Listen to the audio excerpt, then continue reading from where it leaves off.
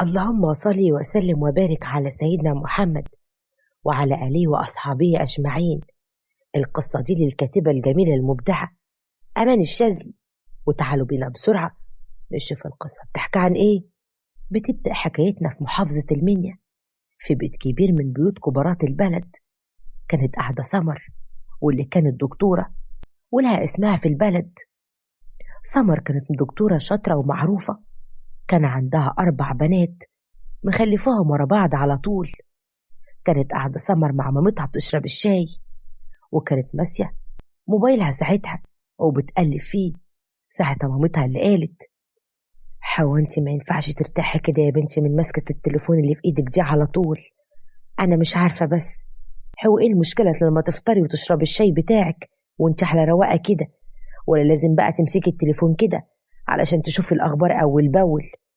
لا، الموضوع مش كده يا ماما، بس انا بتابع الحالات اللي عندي عن طريق التليفون، لانهم بيبعتوا لي التقارير اللي فيه المعلومات والحاجات الاساسيه عنهم كلهم.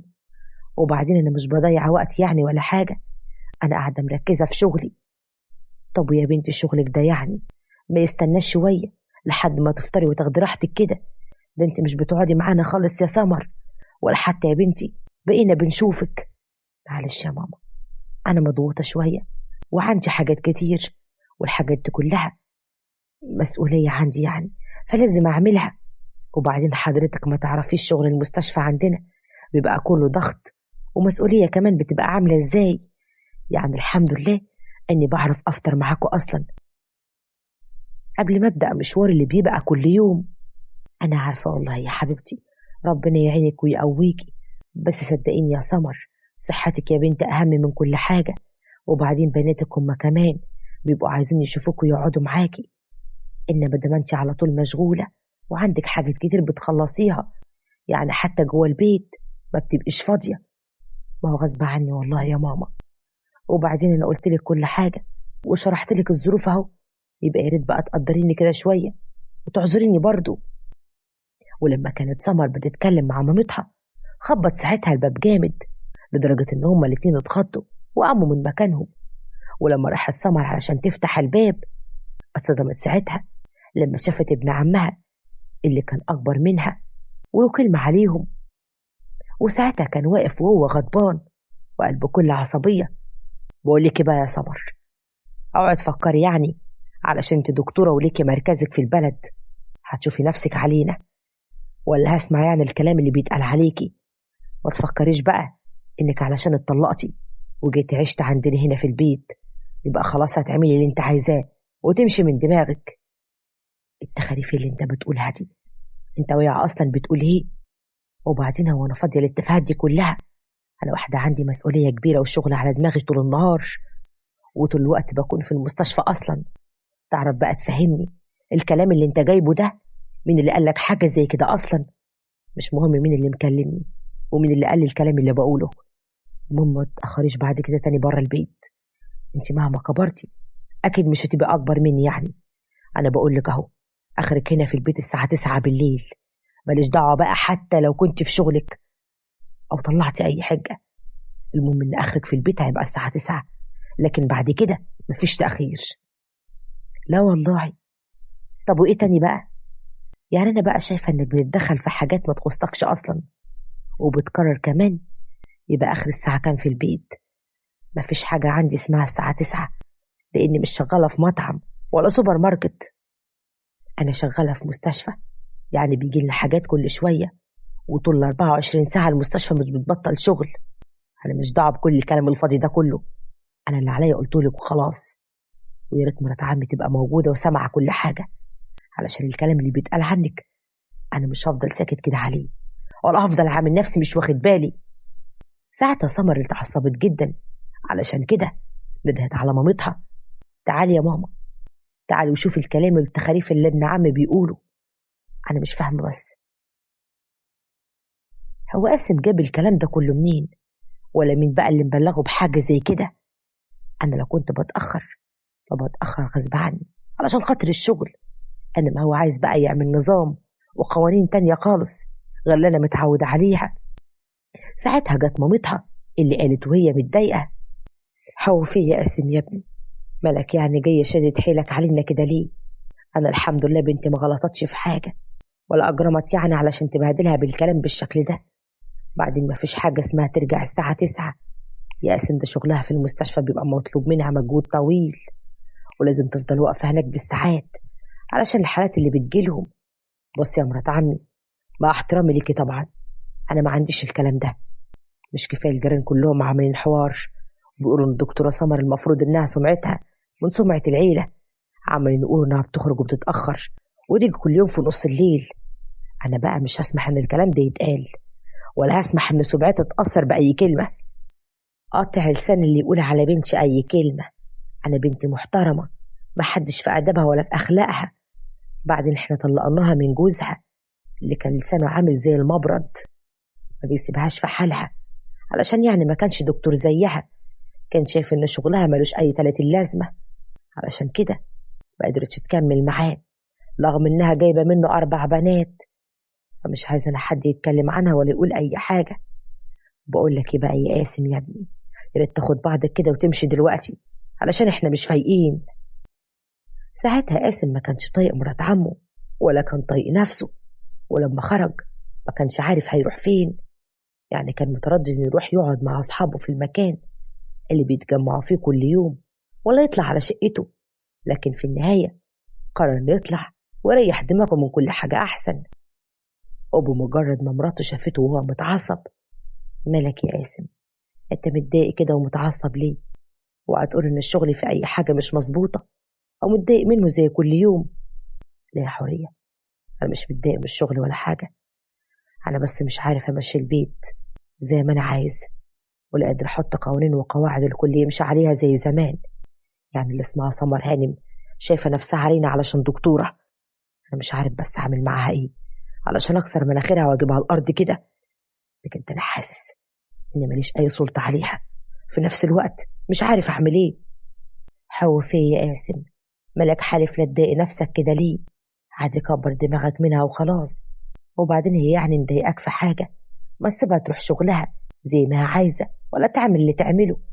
انا شايفه يعني ان مركز معاها زيادة عن اللزوم. بقول لك يا حورية، اسكتي انت خلاص، اطلعي بره الموضوع، عشان اصلا الموضوع ما يخصكيش. سيبيني بقى في حالي. حورية مراته كانت لسه عارفة انه بيحب سمر بنت عمه، لانها مش بس سمعت الكلام ده من الناس، ده سمعته هو بودانه يوم فرحهم لما كان بيقول الكلام ده لصاحبه: وتعالوا بينا نروح فلاش باك. انا مش عارف بس يا جابر ايه اللي خلاني اتورط الورطه دي واتجوز اللي اسمها حريه. انا حاسه اني دخلت نفسي كده في حوارات كبيره انا مش قدها. بجد نفسي اغمض وافتح. قال اني رجعت بالزمن ورا شويه قبل ما اخد الخطوه دي واتجوزها. انت بتقول ايه يا قاسم؟ يعني معقول ندمان انك اتجوزت حوريه؟ طب دي مراتك عامله زي الحوريه اللي بتبقى طالعه من البحر كده، يعني جميله والكل بيشهد بكده. ده غير انها بتحبك ومطيعه، عامله زي اللي مقطوعه من شجره ملقاش اي اهل، بقى اي حد يقفلك في اي مشكله ولا يضايقوك. بقى المشكله بقى انك جاي تندم دلوقتي وتندم حظك. انت عارف يا جابر ايه المشكله؟ المشكله إن لسه لحد دلوقتي بحب سمر، لسه بحبها، رغم انها رفضتني وسابتني وراحت اتجوزت واحد تاني.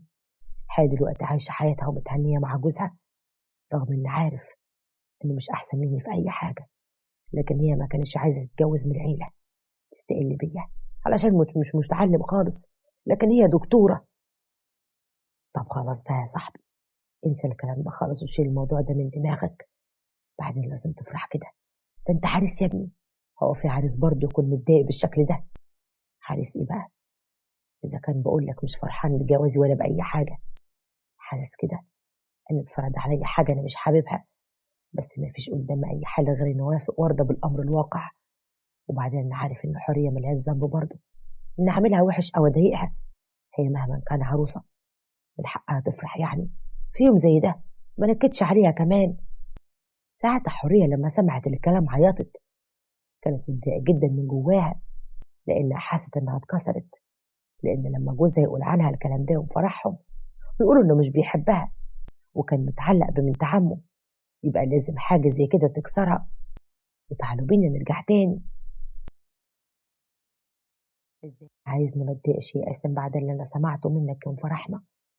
انا لسه لحد دلوقتي فاكره الكلام ده زي ما يكون كان امبارح. تخيل الموضوع عدى عليه 10 سنين بس لسه فاكراه بحذافيره. ممكن كمان اقول لك كنت واقف فين بالظبط واقول لك كل كلمه قلتها. خلاص بقى يا حوريه، ما بقاش قلبك اسود كده. وبعدين انا مش فاهم ايه اللي مضايقك بالشكل ده. على فكره انا ما ظلمتكيش في حاجه ولا جيت عليكي طول 10 سنين دول. ولا انت بقى تنكر يعني حاجه زي كده؟ لا، ظلمتني يا قاسم. ظلمتني يوم ما اتجوزتني وانت بتحب بنت عمك. انت بتحبها لحد دلوقتي بس بتعاند وبتكابر مع نفسك، مش كده ولا ايه؟ لا مش كده يا حوريه، انا خلاص ما بقتش بحبها. بعدين احب فيها ايه يعني؟ هي دلوقتي اتطلقت ومعاها 4 بنات وكلهم عايشين تحت مع مرات عمي في شقتها. وبعدين هي زي ما انت شايفه كده مش جميله ابدا، ولا حتى بتفكر تهتم بنفسها. يعني ما تعجبش اي حد. والله انا مش واثقه من كلامك ده ابدا يا قاسم. بس على العموم اعمل اللي يريحك وفكر زي ما تفكر. انا داخله علشان انام. حوريه كانت دايما عارفه ان جوزها مش بيحبها، علشان كده بقت تتهرب منه هي كمان.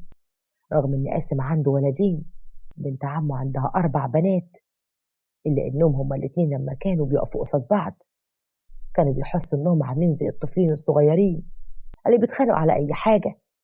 ودايما قاسم هو اللي كان بيبدا الخناقه معاها.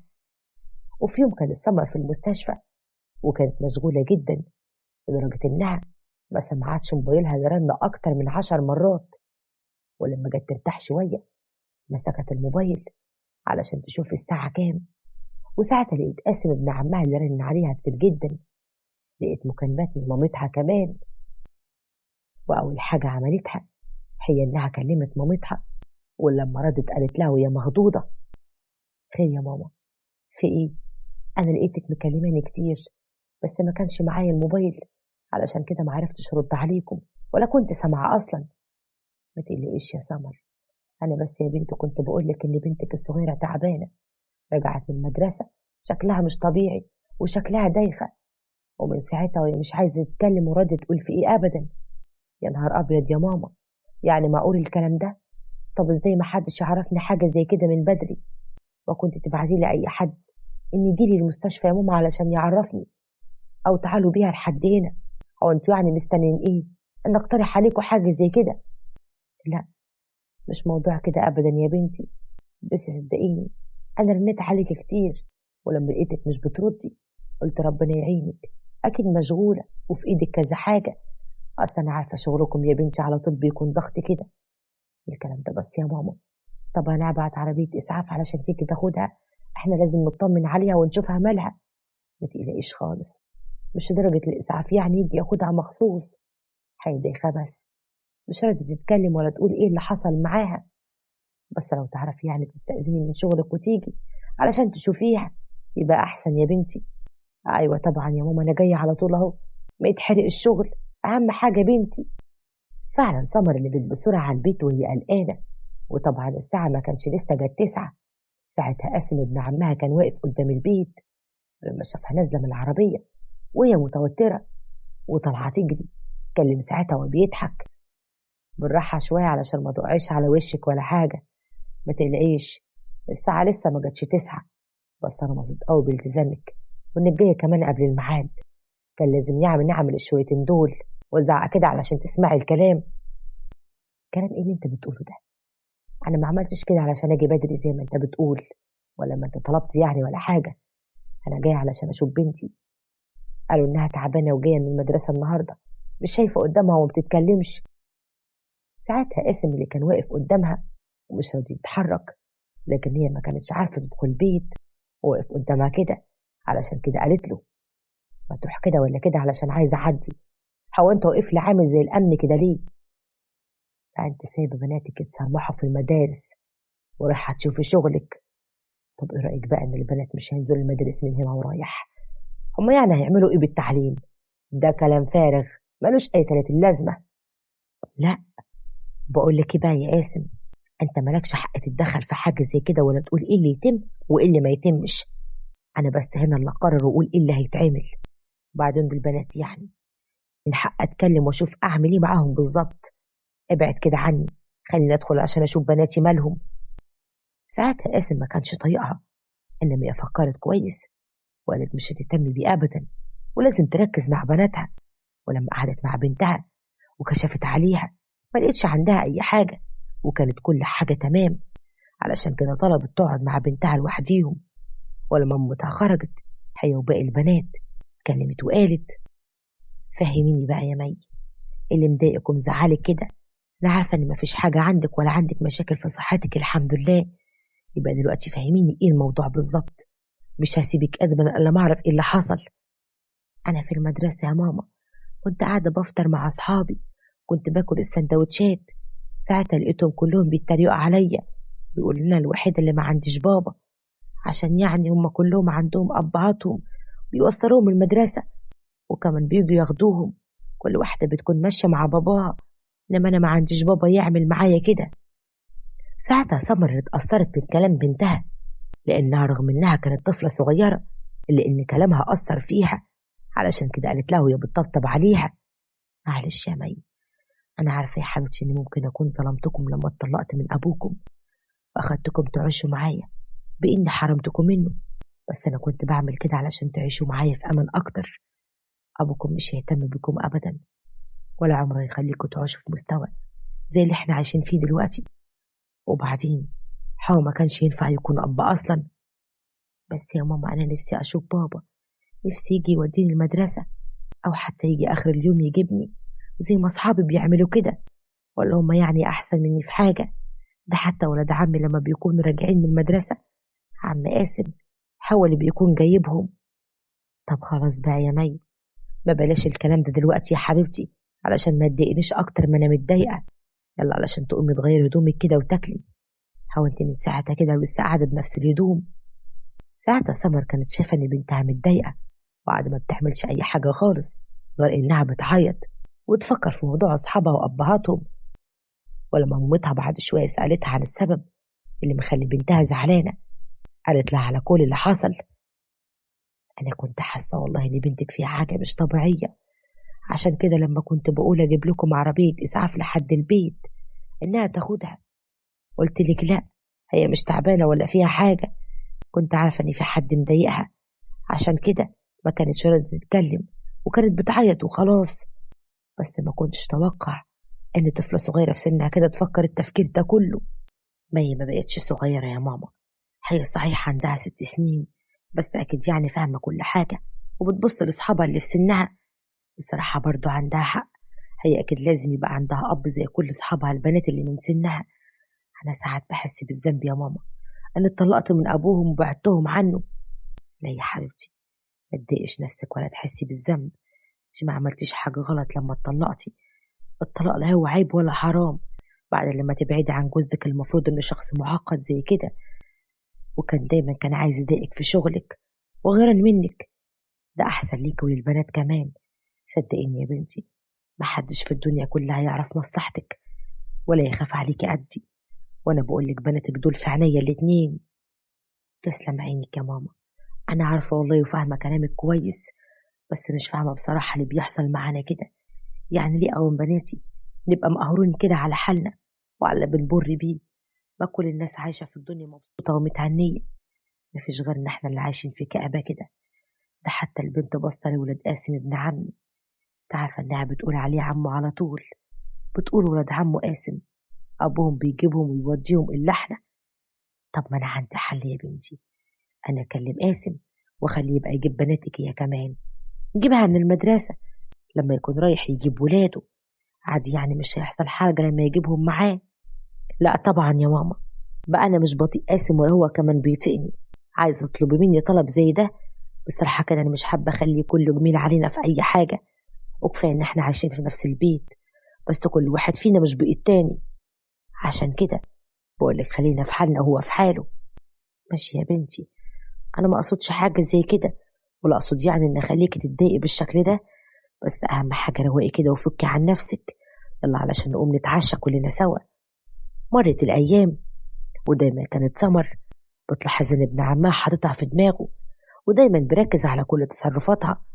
سواء التأخير أو إنها تركب العربية لوحديها، لدرجة إن في يوم قال لها: أنا مش عارف بس هو أنت بتعملي في نفسك زي رجالة كده ليه؟ يعني رايحة جاية العربية لوحدك كده من غير رقيب؟ ده أنت زي ما يكون افتريتي بقى. بقول لك إيه يا قاسم، هو أنت مش لاقي حاجة تعملها؟ يعني مرة تعلق على المواعيد بتاعت شغلي وعلى التأخير، ودلوقتي بتتكلم على مشاويري بالعربية. هو أنت عايز مني إيه بالظبط؟ بعدين أنا مش بروح هنا ولا هنا، الحمد لله أنا عارفة نفسي كويس. أنا يدوب من البيت للمستشفى، من المستشفى للبيت، بس أنت اللي حاططني في دماغك زيادة عن اللزوم. طب وأنا أحطك في دماغي ليه يعني؟ أنا ما فيش في دماغي حاجة غير سمعتنا اللي أنت مضيعاها. لا وكمان بناتك هما كمان ما شاء الله عليهم طالعين زيك بالظبط ويمكن أكتر. مش عارف بس هما مالهم كده؟ لا معلش، ثواني كده يا قاسم، وهم بناتي مالهم إن شاء الله؟ كان عملوا يعني علشان تقول لهم عنهم حاجة زي كده؟ عشان تتكلم عنهم أصلا وتقول إنهم طالعين زيي؟ هم لو فعلا طالعين زيي فدي حاجة صحيحة، علشان هم ساطرين في دراستهم وإن شاء الله يبقوا دكاترة هم كمان. أنا بقى كنت لسه هكلمك على موضوع الدراسة. أنا مش شايف يعني أي لازمة من مذاكرتهم ولا مروحهم من المدرسة والدروس دي خالص. المفروض إنهم يقعدوا في البيت يشوفوا اللي وراهم في البيت هنا، وقريب إن شاء الله هجوز بنتك الكبيرة، هيبقى عندها 15 سنة. يا نهار أبيض، أنت بتقول إيه يا قاسم؟ إزاي أصلا عايز تتحكم في بناتي؟ مين اللي اداك الحق إنك تفرض رأيك علينا وتسيطر علينا زي كده؟ بقول لك إيه بقى، ده مالكش دعوة بينا خالص ولا ليك أي كلمة علينا أصلا. ساعتها الخناقة كبرت ما بين قاسم وبين سمر، كان كل واحد فيهم عنده كلمته، إنما سمر ما قدرتش تستحمل الضغط عليها أكتر من كده، قررت إنها تمشي من البلد كلها. علشان كده لما عرضت على مامتها الموضوع: يا نهار أبيض يا سمر، ازاي يا بنتي بتقولي عايزة تسيبي البلد وتمشي؟ طب وهتمشي تروحي فين بس انت وبناتك؟ بعد انت الشغل كله في البلد هنا، بناتك هما كمان مدرستهم ودروسهم كلها مرتبطة بالبلد. أنا ازاي عايزة تسيبي المنيا وتمشي؟ ما تسيبينيش يا بنتي ولا تبعد عني ولا تمشي انت وبناتك، خلاص تعودت عليكم وعلى وجودكم في حياتي. عادي يعني يا ماما، هو أنا مش هلاقي شغل في أي مكان تاني ولا إيه؟ بعد اللي المدارس والدروس موجودين في كل مكان. عادي، هنقل البنات مدرستهم، المهم إني ما اقعدش مع الإنسان المجنون ده تاني في مكان واحد. تخيلي يا ماما، أنا عايز أقعد بناتي ويقعدهم من المدرسة، عايز يجوز بنتي الكبيرة كمان زي ما بقولك كده والله بالظبط. هو بيقول إن عايز يجوزها قريب لأنها هتتم ال15 سنة. لا بقى، الكلام ده اسمه تخريف، هو يتحكم في اللي يملكه وبس، يعني ملوش الحق إنه يتحكم فيك انت وبناتك أو يتشرط عليكم في أي حاجة. الكلام ده لازم يكون عارف وحطه في دماغه وبالي كويس قوي. هنعمل ايه بس يا ماما؟ ربنا يهديه على دماغه ويعينه على اللي هو فيه. بس انا زي ما بقولك كده لازم امشي من البلد. يا بنت علي بس تمشي تروحي فين؟ خليكي قاعده هنا، بلاش انه يتدخل في حاجه زي كده ابدا. ولو حتى اتدخل ولا اتكلم انا هكلم اهله، هكلم اهل ابوكي وعمامك الكبار عشان يجوا بقى ويقولوا كلمتهم. فعلا سمر اللي اتفقت مع مامتها انها تقعد في البيت، بس بشرط إن قاسم ما بقاش ليه أي دخل بحاجة تخصها سواء هي وبناتها. ما جي يتكلم بعد كده على الموضوع بتاع المدارس. هو أنا مش قايل لكم قبل كده ومنبه عليكم 1000 مرة إن مفيش مدارس هتروحوها؟ يبقى كنت جاية من بره ليه يا ست رحمة؟ انتي والمزودة أختك اللي اسمها مي، أنا مش شايفكم راجعين من المدرسة. ساعتها البنات ما كانوش عارفين يردوا عليه، هما كانوا بيخافوا منه جدا عشان طبعه الشديد والعصبية اللي هو فيها. لكن ساعتها اتكلمت سمر وقالت: شوف بقى يا قاسم، انت بصراحة كده زودتها زيادة عن اللزوم، يعني قبل كده اتدخلت في حاجات كتير وانا مش بتكلم ولا بفتح بقي، لكن انك تيجي دلوقتي كمان وتزعق في بناتي علشان تخوفهم وتخليهم يقعدوا من المدرسة بالعافية، فده اللي انا مش هسكت عليه خالص. طب وايه المشكلة يعني لما اقول لهم ما يروحوش المدرسة من تاني؟ هو انا يعني كده هكون بعملهم جريمة ولا ايه؟ ده كده احسن ليهم من مصلحتهم صدقيني. على الاقل لما يقعدوا في البيت هنجوزهم بدري ونخلص منهم من قرفهم. لا، ده انت كده زودتها قوي يا قاسم. انا عايز افهم انت عايز مننا ايه بالظبط، انا وبناتي؟ عايز مني ايه انا بالذات؟ انت حاططني في دماغك من يوم ما اتطلقت وجيت قعدت في البيت عندكم، لحد ما انا ندمت ندم عمري اني جيت البيت اصلا. بس للاسف ملقيش مكان تاني اروح له، عشان كده مضطر اقعد هنا، وفي نفس الوقت لازم اكون مع ماما واخد بالي منها. ساعتها قاسم لأول مرة يحس ان بنت عمه سمر مع حق، عشان كده معرفش يرد عليها. طلع على شقته بسرعة، ولما كان قاعد مهموم حورية شافته وهو متضايق، بس ما رضيش تسأله عن السبب، لأنها عارفة إنه أكيد كالعادة في حوارات ومشاكل مع سمر بنت عمه، لأن الكل كان عارف إن حواراته مش بتخلص. لكن هو لما كان قاعد مع نفسه: اللي انت بتعمله بس ده قاسم، يعني ما قلت اعمل عقلك بعقل سمر. أنا عارف فعلا إني زودتها الأيام دي زيادة عن اللزوم معاهم، بس هعمل إيه؟ أنا لسه بحبها لحد دلوقتي، وكنت دايما غيران عليها. ده أنا بغير عليها من نفسي كمان، مش ببقى عايزها تخرج ولا تتعامل مع أي حد من الناس ولا حد يشوفها. وطبعا كان باين جدا إن قاسم بيعمل كل الحركات دي كلها معاها لأنه فعلا غيران عليها، مش عايزة تخرج من البيت. بس ما كانش هينفع، لأن ده شغلها ودي وظيفتها، إنها تتعامل مع مرضى وتتعامل مع ناس كتير في المستشفى. يعني هو مش هيقعدها في البيت بالعافية ويحبسها بين 4 حيطان. لكن حاول إنه يغير طريقة تفكيره اللي بيفكر فيها دايما، ولا يحاول يسيب بنت عمه في حالها. وده حصل فعلا لما أخيرا شالها من دماغه وقال طالما بيحبها يسيبها تعيش حياتها زي ما هي عايزة. وده لما نزل اعتذر لها في يوم: أنا آسف يا سما على كل اللي عملته معاكي، أنا عارف فعلا إني ضايقتكم بما فيه الكفاية، بس أوعدك إن النهاردة مش هدخل في أي حاجة، مش هتدخل في أي حاجة تخصك تاني انت وبناتك.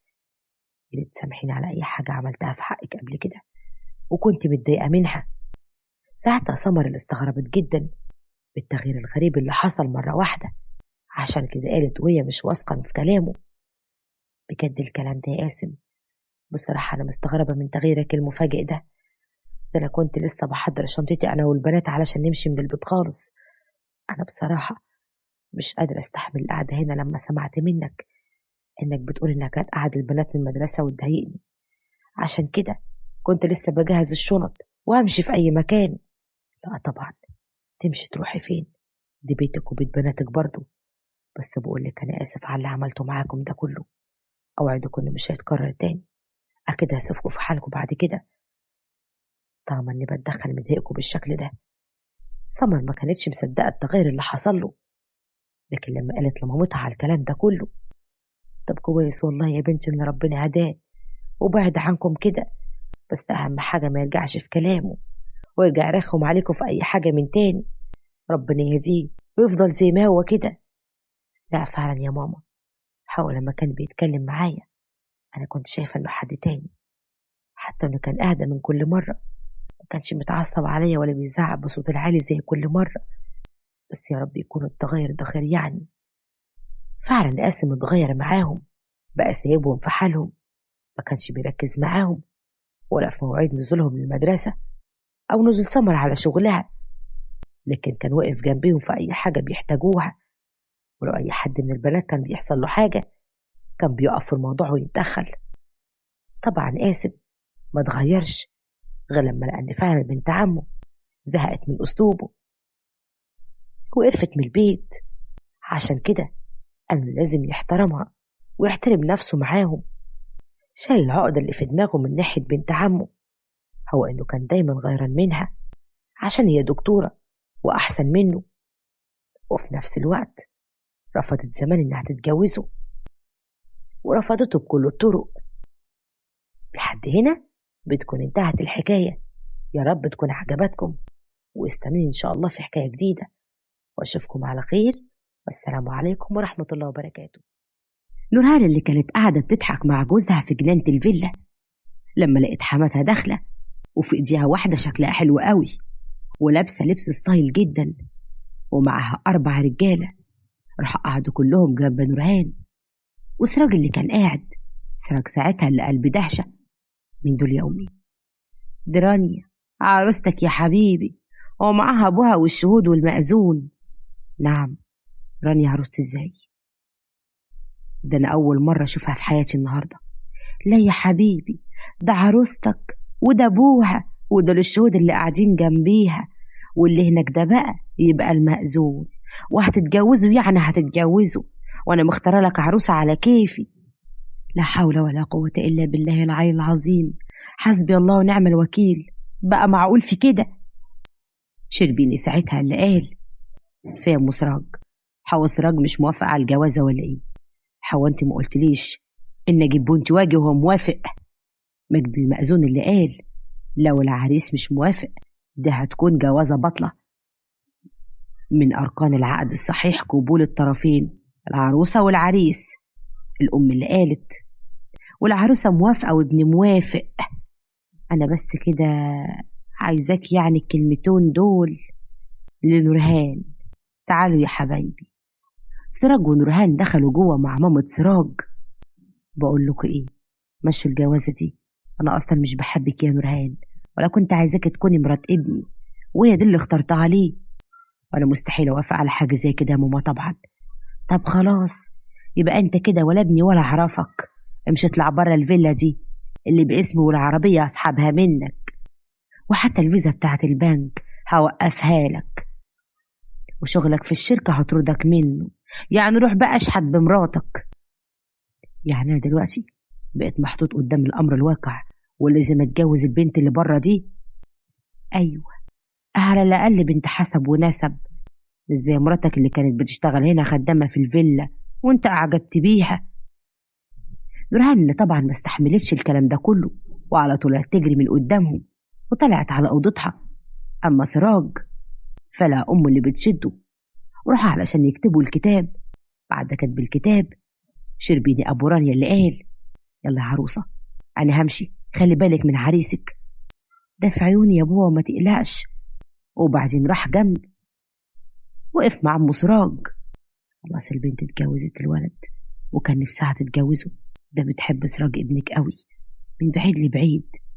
يبقى هكتب لك نص الشركة بتاعتي زي ما وفيتي بوعدك، أنا كمان هوفى بوعدي. خلاص يبقى احنا كده اتفقنا. شربين اللي طلع الورقة من جيبه وهي مضت، هو كمان مضي.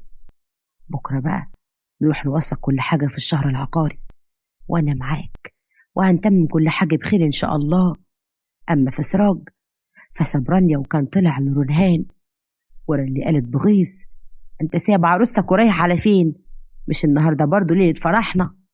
النهاردة مش ليلة فرحنا ولا حاجة، أنا ما أعرفكيش أصلا. مشي وسابها.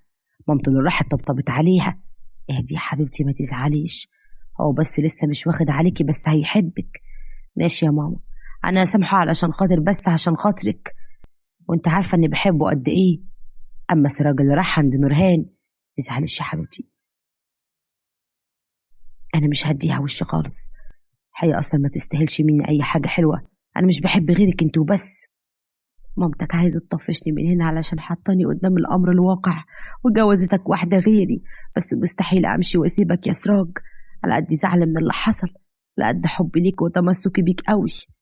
انا معاكي ومش هسيبك يا نورهان، خلينا بقى نشوف اخرتها معاها. هي بتحطنا قدام الامر الواقع عشان كل حاجه باسمها، بس عادي هنعرف نتعامل ان شاء الله.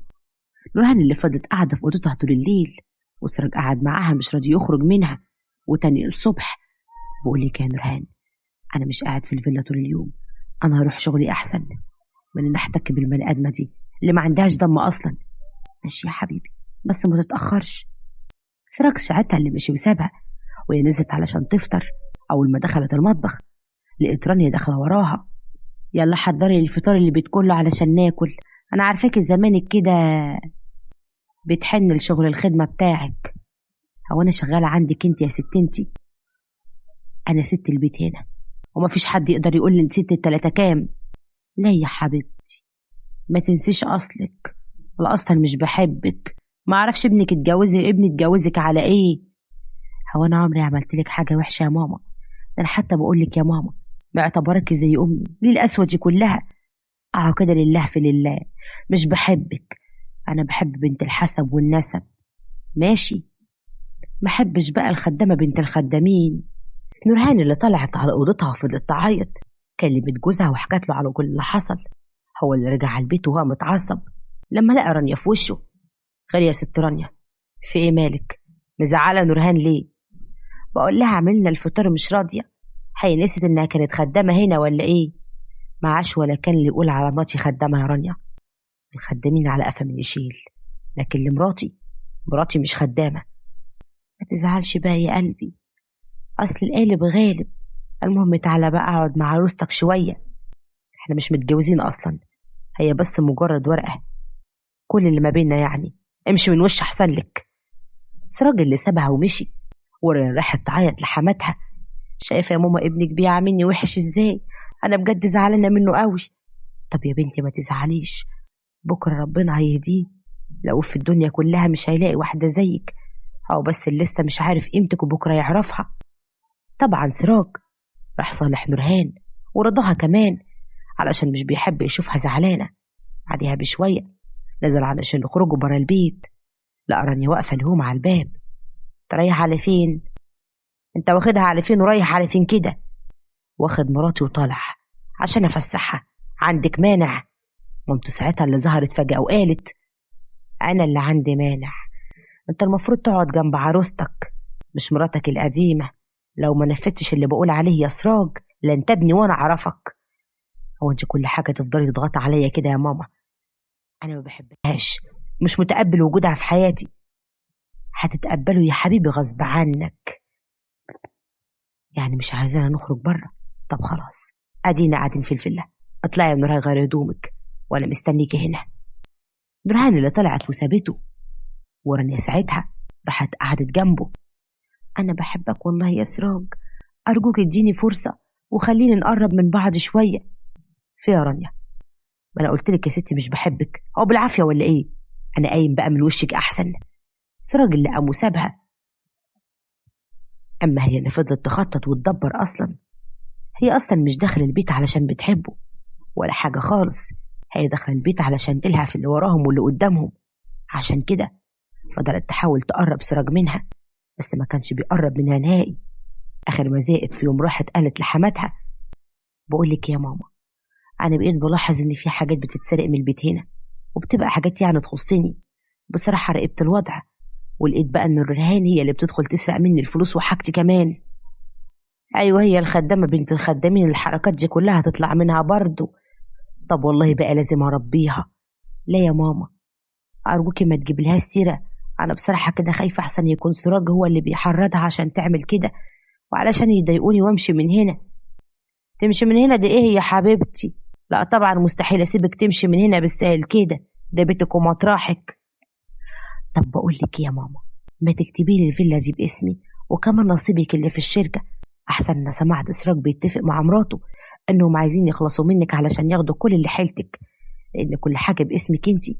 انا بصراحه كده خايفه عليكي قوي. يا نهار ابيض، بقى ابني بيفكر التفكير ده؟ منها لله الحربايه، اكيد هي اللي وصلته لكده.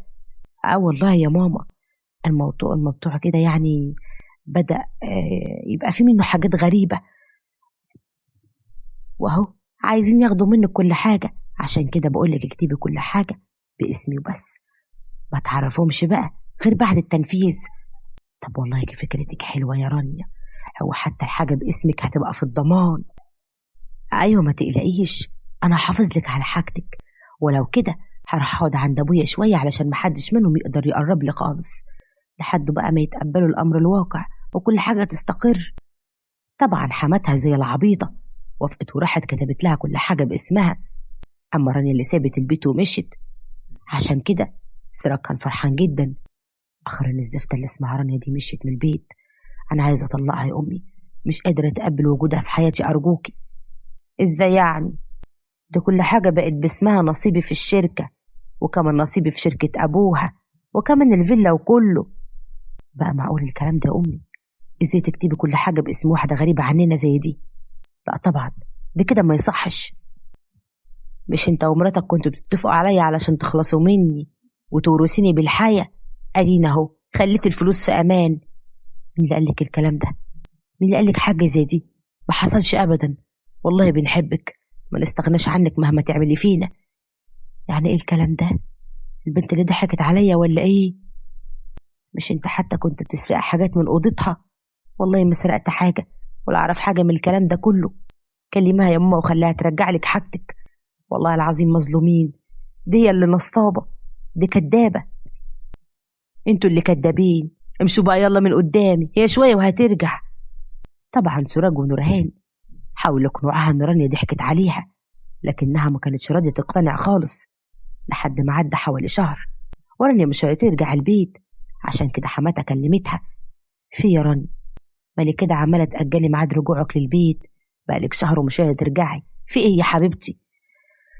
لا ما هو انا مش هرجع. اصل كده كده المأذون اللي كتب كتابي على ابنك كان مأذون احنا مأجرينه، وانا مش مرات ابنك ولا حاجة. وحتى الحاجات اللي انا اخدتها منك والاملاك والشركة مستحيل ارجعها لك. انا مش هبلة. نهار ابيض، يعني دي كانت نصابة منكم؟ انا عايزة حاجتي، حرام عليكم، ده انتوا خدتوا مني كل حاجة كنت بملكها. رنا اللي ضحكت بكل برود: والله ده عندك المحامين والقانون، روحي اجري بقى واصرفي فلوس، مش هتوصلي لأي حاجة برضه، لأنك سايبلي كل ده بإرادتك. طبعا الست وقعت من طولها. بعد ما فاقت لقيت سراج ونورهان اللي كانوا سامعين المكالمة قاعدين جنبيها، وسراج بيقول بلوم: كده برضه يا أمي، مش قلتلك بلاش تثقي في واحدة زي دي؟ أنا كنت عارف إنها مش كويسة من الأول أصلا. خلاص بقى يا سراج، اللي حصل حصل، بلاش تلومها يا حبيبي، هي برضه تعبانة ومش هتستحمل الكلام ده كله. حقك عليا يا نورهان يا بنتي، أنا ظلمتك. صحيح الأصل هو اللي بيعلق كل حاجة، بيعرف بنات الناس. أنت طلعتي أصيلة جدا، وكنت بقول إنك بنت خدامين، بس طلع أصلك غالي. مش مشكلة يا ماما، المهم إنك فوقتي وبقيتي بخير، ربنا وحده اللي يعلم غلاوتك عندي. بس أنا برضو مستحيل أتخلى عن حقنا، أنا هرفع عليها قواضي، لازم أخد كل حاجة منها.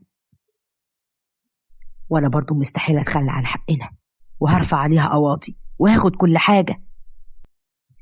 غلطنا يا ابني، يا ريت ينفع، خلاص كل حاجة راحت وبقينا على الحديدة. مفيش غير كام شقة محدش يعرف بوجودهم، عشان كده ما كنتش كاتباهم ليها، شكلنا نرجع الحديدة ونعيش فيهم من تاني. فعلا رجعوا الحديدة وبقوا عايشين في شقة، وباعوا التانية وفتحوا مشروع وبقوا بيصرفوا منه. لكن مامة سراج اتعلمت درس ومهم جدا، وهو انها ما تبصش المظاهر وما تعملش صفقات على حساب ابنها ولا مراته. وبكده تكون انتهت الحكاية. يا رب تكون عجبتكم، واستنوني بإذن الله في قصة جديدة، واشوفكم على خير، والسلام عليكم ورحمة الله وبركاته.